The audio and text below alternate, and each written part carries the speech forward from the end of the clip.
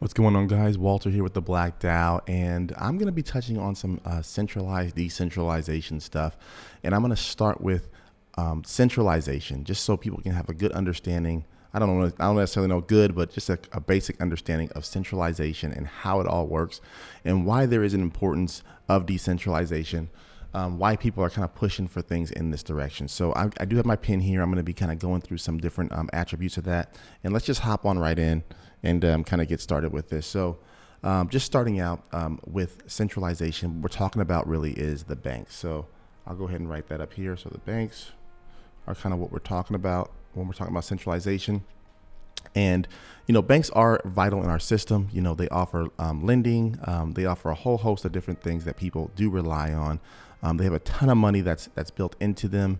The largest banks pretty much have a lot of our financial reserves, but we also know that when there was the financial collapse, they were pretty much one of the people who were responsible for that collapse. So if they are responsible for that collapse, what's been done to make sure that it doesn't happen in the future? And the answer is really nothing. So what are some of the things that people are currently using banks for, or kind of what's their kind of basis for it?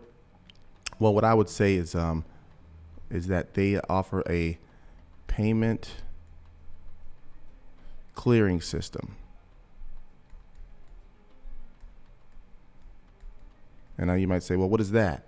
Well, when you think about like when you make a payment, right, there's certain things that you have to do in order to make sure that your payment is actually cleared and that it's going to be received by the other person. So some of the things that are barriers to this, let me set right here, barriers here. Barriers are that when you're trying to do use their payment clearing system, there's so many barriers to that process. And this is one of the pain points that maybe some people in the United States don't have to worry about as much, because we tend to deal with people within our own country. But the barriers, some of the barriers that people actually do have to deal with are documentation.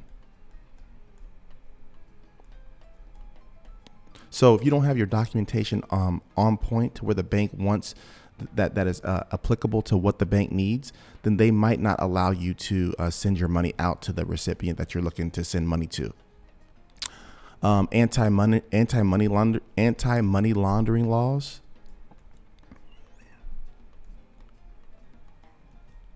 So what this is pretty much if they believe that you're doing something nefarious or they don't know where the money's going, then they automatically assume, right? They're assuming that there's something negative going on with that money laundering. And the third thing is probably going to be privacy.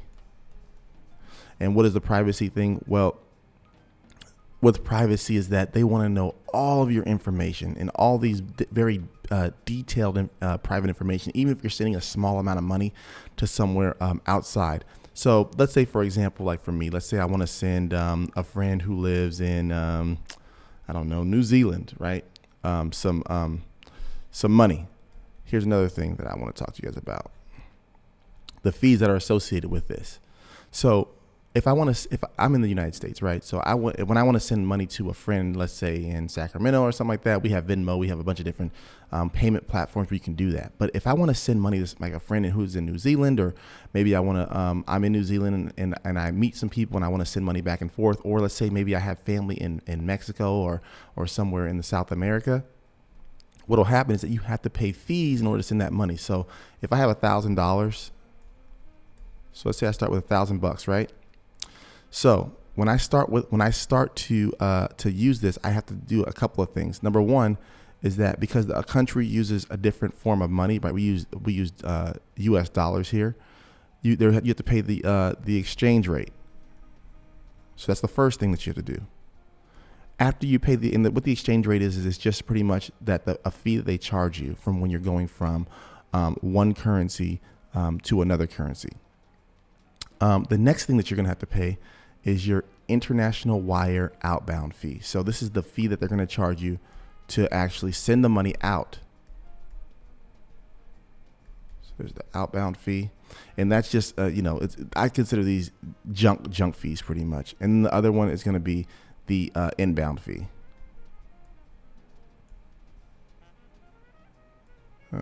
All right, there's an inbound fee. So you can already see that how this is kind of adding up right here. So you have a bunch of different things that people are going to have to pay. You have to go through the payment clearing system. There's all these different barriers that you have to go through. And then there's also the fees that are associated with those barriers. Now, this is the traditional way that you would have to send money. And these are some of the barriers that people all around the world have to deal with on a day-to-day basis. Now, why is this important? Well, I think that for the sake of this right now, I wanted to go into kind of this beginning part of the video where I talk about some of the barriers. And in the next part, what I'm going to do is offer a couple of solutions up to kind of talk about how we can get past those kind of barriers. And there are more barriers which I'm going to go into, but that's kind of where I wanted to start off with. So I hope this is a nice little intro. I didn't want to keep the video too long, but I wanted to just open it up with a couple of different pointers.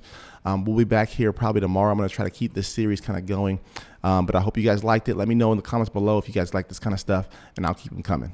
All right, talk to you guys soon.